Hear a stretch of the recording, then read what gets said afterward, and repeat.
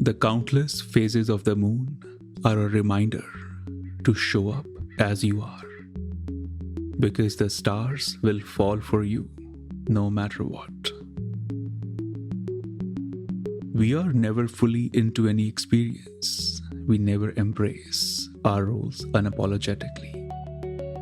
There's always a background noise asking us to adjust our existence just a little bit so that we can adjust to the system around us.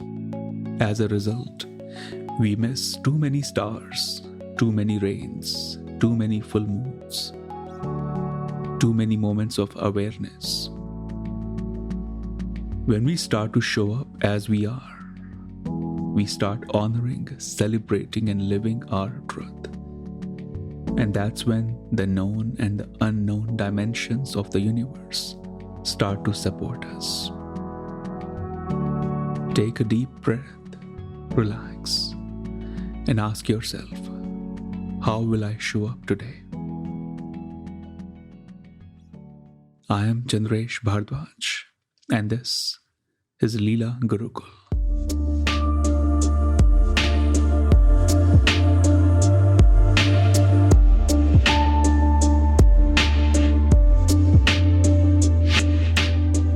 Namaste everyone.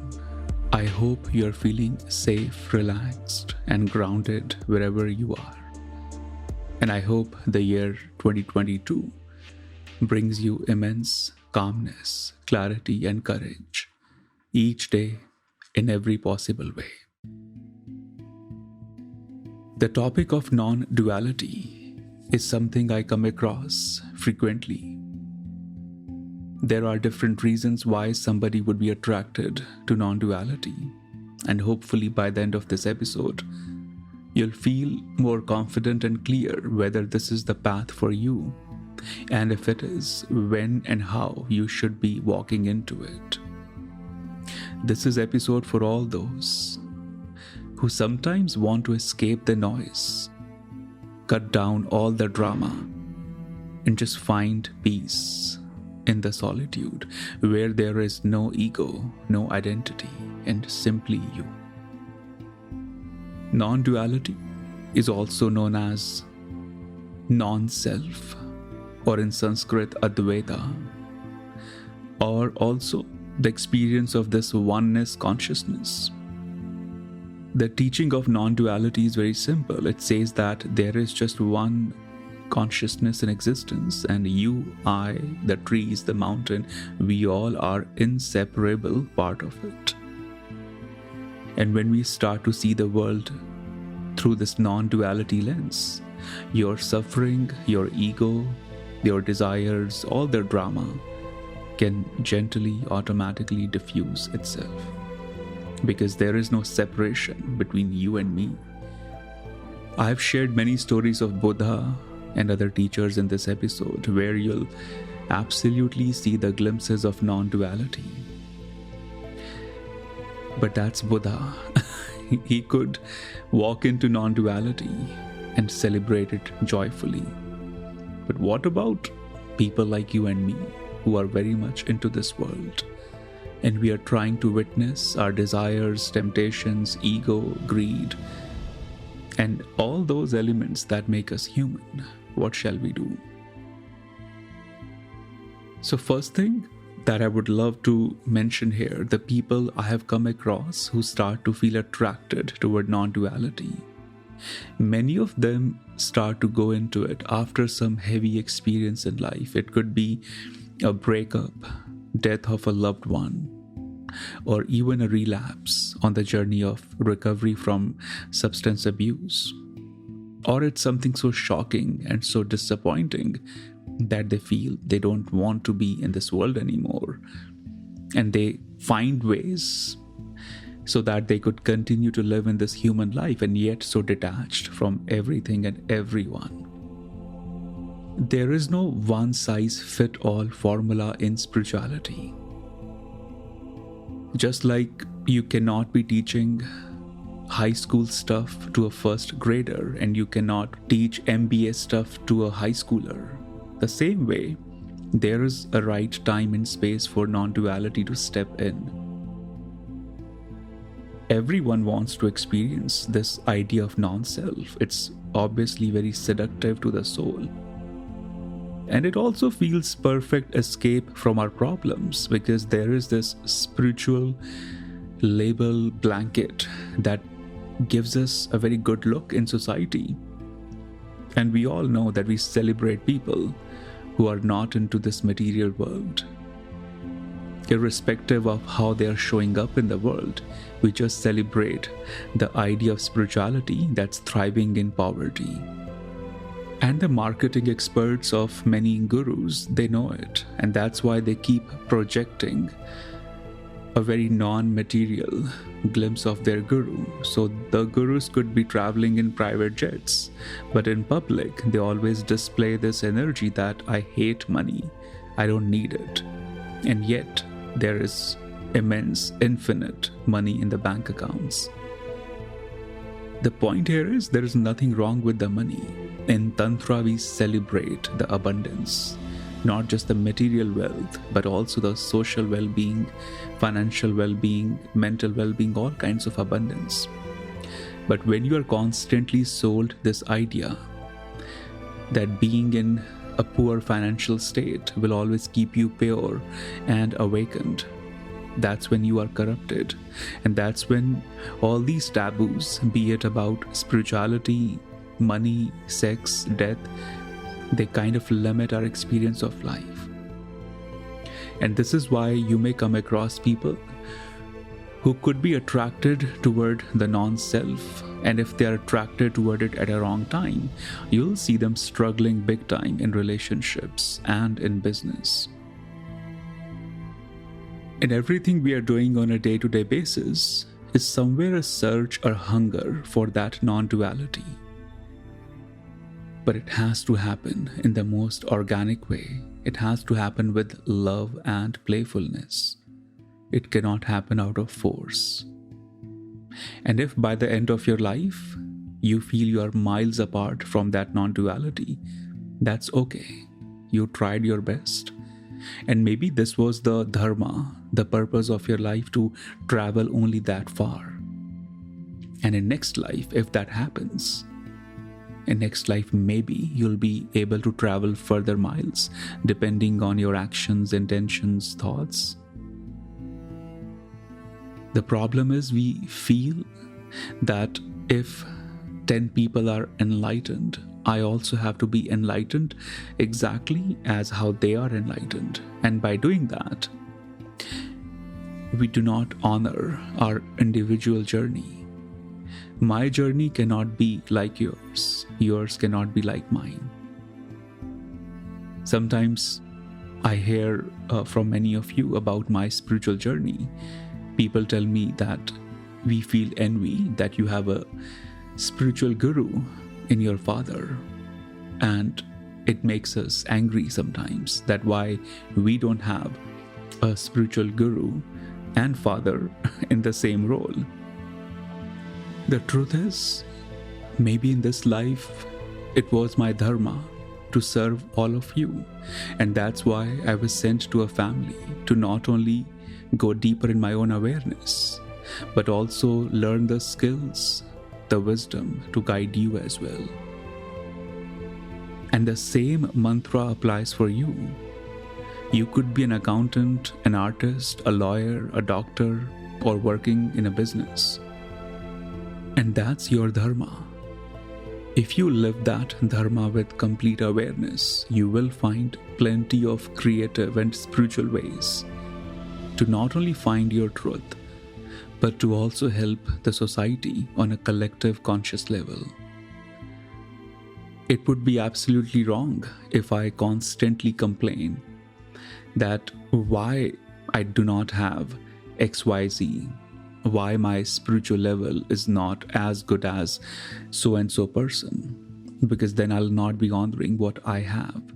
And the same goes for you. If you feel that you could have something and that could have made you extra stronger or enlightened, you miss out what you have. You miss out what's already there waiting for you to expand in you, to evolve you. And the point is, non-duality is waiting for you. It's a destination, it's not the bridge. And when you start honoring it as a destination, your entire perspective on your spiritual practice will shift. So my friends and seekers who are practicing Om mantra, crown chakra meditations, attending random Kundalini meditation experiences, my request is to take a pause and disconnect from all these practices, because you are trying to teach the MBA level of stuff to a high schooler. It could get very frustrating. And you're trying to lift weights, but walking every day could be amazing for you. But if you keep lifting weight beyond your strength, you may break your muscles. You may get hurt. And that's why a lot of people who continue to experiment to taste that non-duality, they do get hurt mentally, spiritually, emotionally, even financially. They start to feel damages on the spiritual path. In Tantra, we honor all the elements that are presented to us. The famous 5 elements: Kam, Krodh, Lobh, Moh, Ahankar. The English translation is sexual energy, anger, greed, attachment, and ego. There's no other tradition I know that honor these elements. Only Tantra honors all of these elements. Why Tantra honors this? Because Tantra says that through these elements, you could finally understand the silliness of these elements. But there's a time, place, and experience for that. You should not find sexual energy silly simply because I'm telling you. You should find it silly when you have indulged in it so deep and you realize it doesn't give me anything except that moments of pleasure which are gone in few hours, and then again I crave more. When you realize that anger has never solved any problem in your life, it has only multiplied problems, then you gain the understanding and wisdom that anger is something that I can use as a navigating force. It should not be dictating my mood. It's not put in my system to dictate my mood. Why am I so reactive to it? And same goes for your attachments, your ego. Same goes for your greed. When you start to honor these elements, understand the play, the drama, the root of these elements, then the new gateways open up, and then you realize that there is this non-duality waiting there.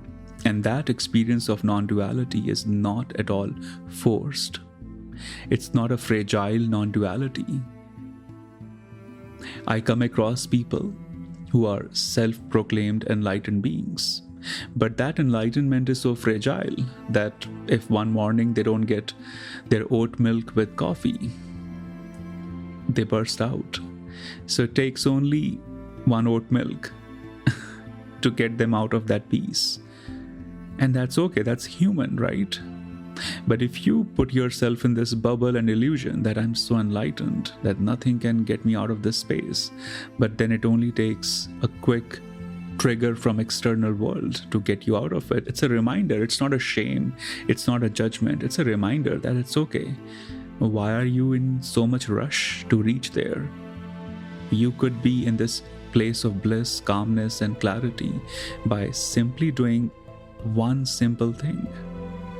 And that could open the gateways of non-duality. And this is the only way how you can safely and organically open up the powerful dimension of that non-duality, the non-self. When you stop romanticizing the idea of non-self and show up for your dharma, for your breathing, for your creativity every day, that's all it takes. In fact, I would request you to stick to a very simple spiritual meditation routine and do it for next 6 months. That will be 100 times more powerful than reading the most amazing 10 spiritual books of all time. I'll repeat again. Stick to something very simple in your spiritual routine and repeat it daily for at least 6 months, and you will be far ahead in your journey than what you would be by reading a bunch of bestseller spiritual books. That's the power of consistency. That's the power of building relationship with your awareness. And those of you who feel ambitious and willing to go deeper into this work of transcending the sexual energy, ego, greed, attachments, I invite you to apply for the Leela Gurukul School. It's the school that's designed to work with curious seekers like you. The seekers who are excited about the idea of non-self, but also willing to do the work to arrive there in the most organic, joyful, and playful way. The Leela Gurukul program, Conscious Meditation, is a 90-day program where 3 teachers, me and 2 of my amazing students, work with you to guide you, support you, hold you stronger every week. Once you apply in the website leelagurukul.com, the application comes to us, you schedule the call, you and I will get on a Zoom call and have conversation about why Leela will be a good fit for you and how you and I can work together to make this journey fulfilling and joyful. I wish you all the best in your exploration of the non-self. May you arrive at it in the most joyful and playful way. That's all for today. Be safe, be well. May the teachings of Tantra continue to guide you and heal you. And I hope Leela Gurukul helps you to unlearn the old and embrace the unknown mystical possibility unfolding for you. To support this podcast, share it among the seekers who are ready for the next step in their spiritual path.